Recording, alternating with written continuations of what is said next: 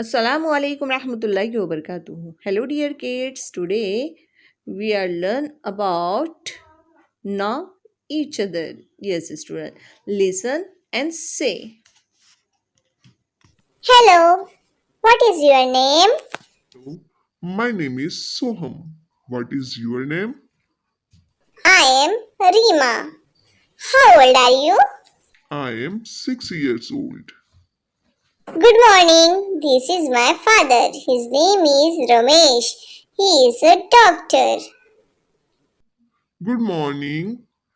This is my mother. Her name is Priya. She's a teacher. तो प्यारे बच्चों, हमने क्या देखा?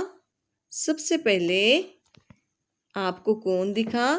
Yes, hello, what is your name? तुम्हारा नाम क्या है?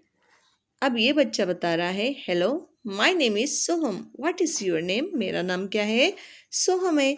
तुम्हारा नाम क्या है? I am Reema. How old are you? उसने क्या कहा? मैं रीमा हूँ। तुम्हारी उम्र क्या है? I M 6 year old। मैं कितने साल का हूँ? 6 साल का हूँ। Good morning, this is my father. His name is Ramesh. अब रीमा किसे बता रही है? उसके फादर को, जिनका नाम क्या है? Ramesh. He is a doctor. वो कौन है? डॉक्टर है।